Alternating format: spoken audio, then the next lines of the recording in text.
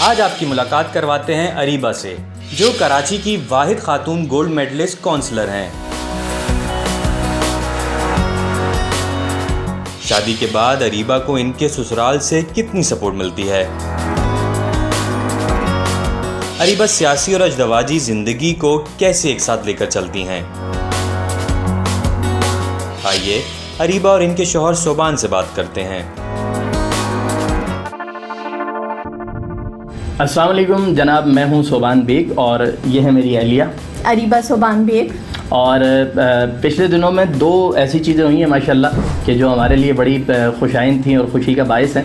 एक तरफ अहलिया का नाम ख़वातीन की जो रिज़र्व सीट होती हैं उसके लिए जमात इस्लामी की तरफ से मुंतखब किया गया और अल्हम्दुलिल्लाह ये बिला मुकाबला उस सीट पर कामयाब हुई और इंशाअल्लाह आने वाले दिनों में ख़वातीन की नुमाइंदगी करेंगी।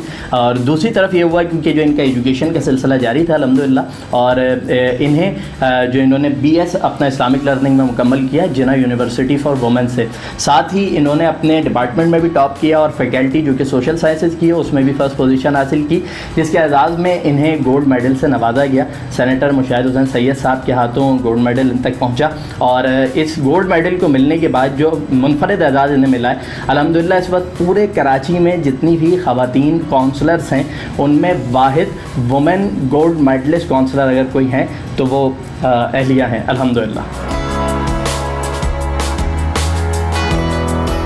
बिल्कुल सच्ची बात कहूँ तो मेरा ऐसा कोई इरादा नहीं था और मेरा इस हवाले से कोई प्लान नहीं था, ना कोई फ्यूचर प्लान था, ना कोई बैकअप प्लान था कि मुझे पॉलिटिक्स की तरफ आना है। लेकिन जब आपकी फैमिली इस हवाले से सपोर्टिव हो और वो आपके अंदर उस टैलेंट को या उस चीज़ को देखे कि जो आप नहीं देख पा रहे हो, तो फिर ऐसे फ़ैसले आपकी ज़िंदगी में हो जाते हैं। लेकिन अब चूँकि ये ज़िम्मेदारी मेरे ऊपर है और मैंने इसका बार उठाया है, तो इंशाल्लाह ताला मेरी सारी जो सलाहियतें हैं, मेरी सारी जो तवानाइयाँ हैं, वो इंशाल्लाह इस काम को पूरा करने में सर्व होंगी। और डे फर्स्ट से जब मुझे गोल्ड मेडल वाली स्कीम के बारे में पता चला कि हमारी यूनिवर्सिटी में जो है वो बाकायदा फ़ैकल्टी की पोजीशन होल्डर्स को गोल्ड मेडल दिया जाता है, तो बस एक एम था और एक गोल था कि वो अचीव करना है अल्लाह ताला की मर्ज़ी से, अल्लाह ताला के हुक्म से। तो मैं बिल्कुल ये नहीं कहूँगी कि मैंने अपने आप को जो है ना गो विद द फ्लो पे छोड़ा और बस मुझे मिल गया। मैंने हमेशा ये बात कही कि मैंने डे 1 से मेहनत की और मैंने अपने हर एग्ज़ाम को, मैंने अपनी GP के एक एक पॉइंट को जो है वो इसी नज़रिए से देखा कि मुझे गोल्ड मेडल लेना है। तो सबसे अहम पॉइंट तो ये है कि अगर आपको कुछ अचीव करना है तो आपको फर्स्ट डे से जो है उसके लिए अपने माइंड को और फिज़िकली भी अपने आप को प्रिपेयर करना है।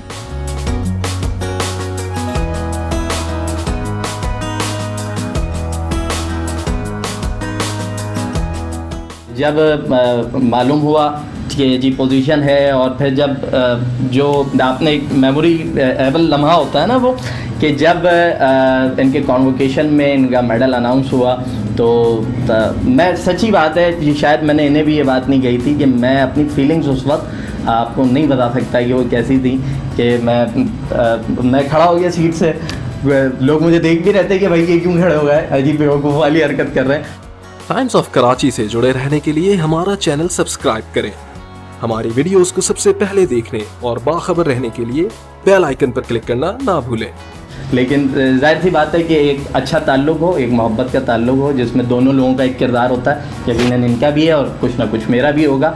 तो बस वो बताया नहीं जा सकता। फिर जब वो मेडल मेरे हाथ में आया है तो उस मेडल की जो खुशी थी शायद इनसे ज़्यादा तो नहीं लेकिन इनके बराबर की खुशी मुझे भी थी। एम्स बहुत हाई हैं, गोल्स बहुत हाई हैं, लेकिन वो सारे एम जो है वो ख़वातीन से वाबस्ता है। उसमें कोई भी एम मेरी अपनी ज़ात से वाबस्ता नहीं है। मैं अपने आप को कहीं नहीं देखना चाहती, मैं अपने इलाके की, अपने टाउन की ख़वातीन को कहीं देखना चाहती हूँ। तो वो सारे गोल्स उनके साथ वाबस्ता हैं कि ख़वातीन के जो निजी मसाइल होते हैं कम अज़ कम मैं उसके लिए कुछ कर सकूं। मैं अगर खुल के कहूँ तो मेरी तो शदीद तरीन ख्वाहिश ये शादी से पहले से थी कि मेरी अहलिया जो भी हो वो पॉलिटिक्स का हिस्सा बने, क्योंकि देखिए इज्तमाइयत अच्छी हो तो सारी चीज़ें अच्छी होंगी। अगर इज्तमाइयत बुरी है तो फिर यकीनन अगर कोई बुरी इज्तमाइयत का खुदा ना करे हम हिस्सा होते तो मैं कभी भी नहीं चाहता कि मेरी बीवी जो है वो उस इज्तमाइयत का हिस्सा बने, मेरे बच्चे उस इज्तमाइयत का हिस्सा बने।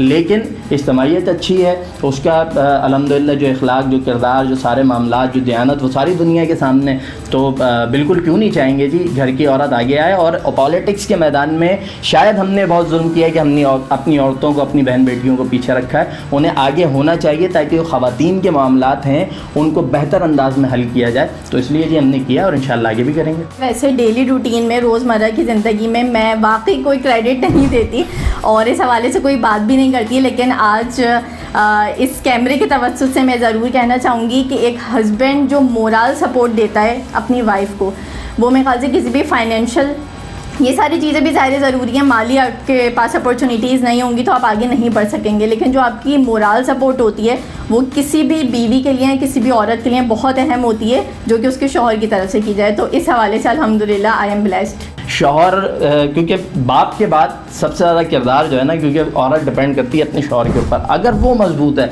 वो उसके साथ खड़ा है और वो उसको बैक कर रहा है, वो उसको आगे बढ़ा रहा है, तो वो सब कुछ कर सकती है। तो जितने भी लोग हैं, अगर आपकी अहलिया पढ़ना चाहती हैं प्लीज़ उन्हें पढ़ाएं, नहीं पढ़ना चाहती हैं, एजुकेशन कम है तो उनको इस पर मोटिवेट करें कि भाई अच्छा मैं ये भी बता दूँ, मेरा भी एक छोटा सा बेटा है, 2 साल उसकी उम्र है, बच्चे हमें भी तंग करते हैं, बल्कि थोड़ी देर पहले वो हमें यहाँ पे भी तंग कर रहे थे, उनको हमने बाहर भेजा। तो ये सबके साथ होता है, इन सारी चीज़ों को मैनेज करना पड़ता है, दुनिया इसी का नाम है।